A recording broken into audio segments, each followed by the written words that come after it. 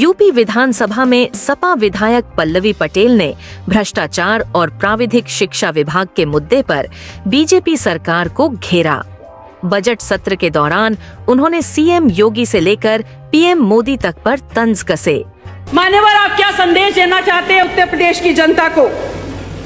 इतना भेदभाव आप स्वयं कहते हैं कि बटोगे तो कटोगे, तो मान्यवर बांट तो आप स्वयं ही रहे हैं ना। महाकुंभ का ये आयोजन खत्म हो चुका है। उसके बाद दूसरी सबसे बड़ी चुनौती है कि गंगा में हुए गंगा के प्रदूषण से गंगा को निजात दिलाया जाए। पल्लवी पटेल, जय संविधान, जय संविधान, जय संविधान।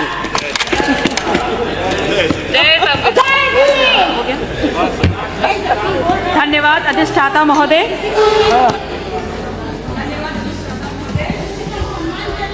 जहां तक इस मेगा बजट का सवाल है और इस मेगा बजट के आकार का सवाल है, तो ये बहुत ही आकर्षक है। निसंदेह इसमें बड़ी बड़ी योजनाओं का उल्लेख है। मिलियन ट्रिलियन इकोनॉमी की बात हम कर रहे हैं, तो एक बात तो स्पष्ट हो जाती है कि आप सब माननीय प्रधानमंत्री नरेंद्र मोदी जी से जरूर इंस्पायर हैं कि अगर झूठ भी बोलो तो विजन बड़ा होना चाहिए। ये सरकार आकंठ भ्रष्टाचार में डूबी हुई है, इसलिए सबसे पहले भ्रष्टाचार की लड़ाई पे भारतीय जनता पार्टी की क्या नीति है, ये इस सदन में भारतीय जनता पार्टी की सरकार स्पष्ट करे।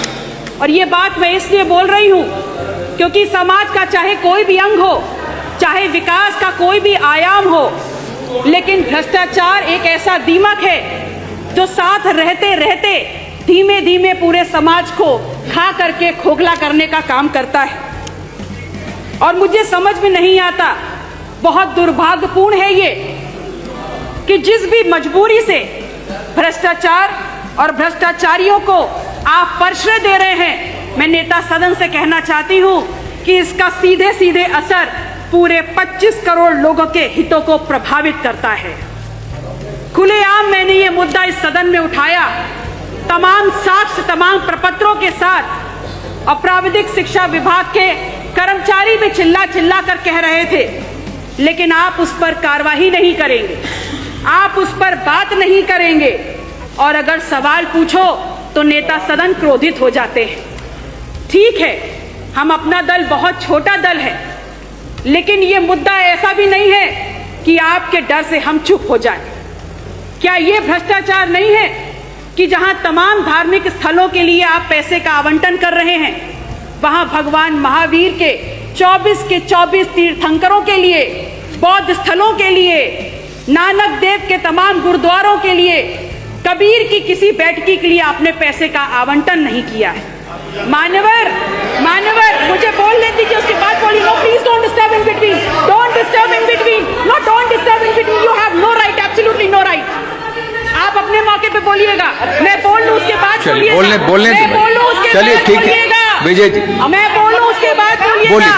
बोलिए। I might have many objections to what you said, but I didn't raise down my voice. Pallavi ji बोलिए। आप बोलिए अपनी बात। आप बोलिए अपनी बात।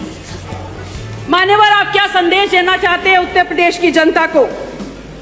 इतना भेदभाव आप स्वयं कहते हैं कि बटोगे तो कटोगे, तो मान्यवर बांट तो आप स्वयं ही रहे हैं ना।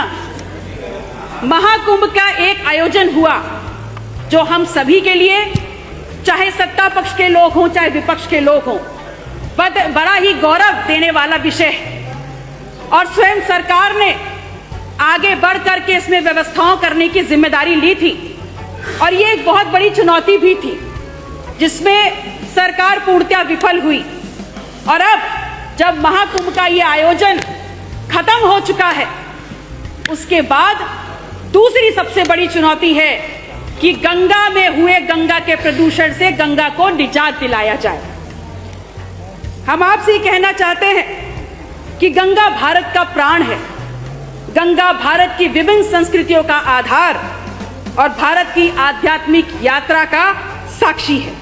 यह दुर्भाग्य है हम उन सभी लोगों के लिए जो गंगा को आज इस परिस्थिति में देख रहे हैं। केंद्र सरकार ने नमामि गंगा योजना के माध्यम से गंगा की सफाई के नाम पर अरबों खरबों का बजट आवंटित किया, और जिसमें लूट खसोट भी हुई, लेकिन उसके बाद भी कोई परिवर्तन नहीं आया, बल्कि वो गंगा जो प्राकृतिक अल्केमिस्ट है उसका अनुपात भी बिगाड़ दिया गया। उत्तर प्रदेश सरकार ऐसा ना करे, आप गंगा के प्रति अपनी ईमानदारी दिखाएं और गंगा को वापस गंगा के स्वरूप में लाएं। जो गंगा का जल आचमन के लिए होता है, उस गंगा के जल में आज हाथ डालना भी हानिकारक है। मान्यवर, आप ही बोल लीजिए।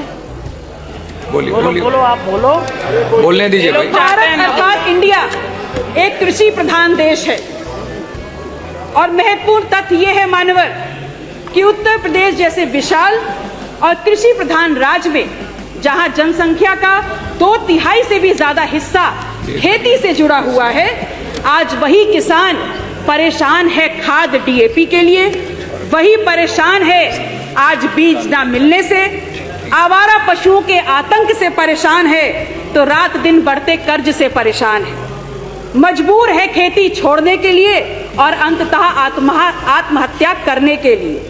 मैं पूछती हूं सरकार से, मैं पूछती हूं सत्ता पक्ष से कि क्या संवेदनाएं हैं आपकी, क्या नीति है आपकी किसान और खेत से जुड़े हुए इन खेतों की और खेत से जुड़े हुए इन किसानों की सुरक्षा के प्रति। इस प्रदेश में युवाओं की क्या स्थितियां हैं, क्या परिस्थितियां हैं, ये किसी से छुपी नहीं है। हम ये जानते हैं कि 69,000 शिक्षक भर्ती का जो मुद्दा रहा, उसमें संवैधानिक दर्जा प्राप्त आयोग ने भी कहा कि 6800 छात्र छात्राओं के प्रति गलत हुआ है, जिसको आप सिरे से नकार रहे हैं। तो फिर एक बात का जवाब दीजिए कि इको गार्डन में जो 6800 बैठे हैं, वो वहां पर क्यों बैठे हैं, इसका जवाब सदन आपसे मांगता है। शिक्षा के प्रति आप कितने गंभीर हैं, ये बात इसी बात से प्रदर्शित हो जाती है कि कैसे आपने लगभग 27,000 परिषदीय स्कूलों पर ताला लगाने का सोच लिया और वहीं दूसरी तरफ प्राइवेट स्कूलों की फीस वृद्धि पर आपका कोई नियंत्रण नहीं है। इस प्रदेश का छात्र हो या इस प्रदेश का युवा हो, बहुत बेहतर तरीके से ये समझ चुका है कि सरकार हमारे मुद्दे पे संवेदनहीन है और उदासीन है, क्योंकि अगर यही मुद्दा गुजराती गैंग से जुड़ा हुआ होता तो पूरी की पूरी सरकार शीर्षासन करने लग गई होती। आप कहते हैं कि विपक्ष ने 1 डिस्ट्रिक्ट 1 माफिया दिया। पल्लवी जी, समय जस्ट 30 सेकेंड सर। मान्यवर, यह बात भी स्वीकार कर ले कि आज इस वक्त प्रदेश का सबसे बड़ा आर्थिक माफिया आपकी सरकार का हिस्सा है, तो इस पर भी जवाब दे दीजिए। जब भी किसी भी समस्या पर बात करो माननीय सरकार, तो सरकार कहती है, मसलन यदि आप इनसे पूछ लें कि बिजली इतनी महंगी क्यों, तो बोल देते हैं हमारे हाथ में नहीं। आप इनसे बोल दीजिए कि कैंसर रिसर्च इंस्टीट्यूट दे दो, तो बोलते जरूरत नहीं। आप इनसे बोलिए महंगाई बेरोजगारी कहां जा रही है, तो बोलते हैं कांग्रेस समाजवादी पार्टी छोड़ गई। और बाकी किसी और समस्या पे बात करो तो बोल देते हैं नेहरू गांधी माया मुलायम छोड़ गए। मैं आपसे कहती हूं, आज कोई ऐसा वर्ग नहीं है, चाहे गरीब हो, चाहे युवा हो, चाहे अन्नदाता हो, चाहे नारी हो, जो सरकार की नीतियों का विरोध ना कर रही हो, लेकिन आप उस पर गंभीरता से विचार नहीं कर रहे। इसलिए विचार नहीं कर रहे क्योंकि सत्ता ही आपका सिद्धांत है। इसलिए अंत में अपनी बात को कहते हुए कि आपसे निवेदन है, फर्जी आंकड़ों की इस लिखित बाजीगरी को आप वापस लें और एक बार फिर से देखिए कि बजट का सही स्वरूप क्या है, क्या मांग है जनता की, क्या चाहती है। अपने क्षेत्र से जुड़े हुए तमाम बिंदुओं को मान्यवर में लिखित रूप से टेबल कर रही हूं और मैं चाहती हूं उन मांगों को भी बजट में समावेश किया जाए। बहुत बहुत आभार। नमो बुद्धाय। जय संविधान, जय अपना।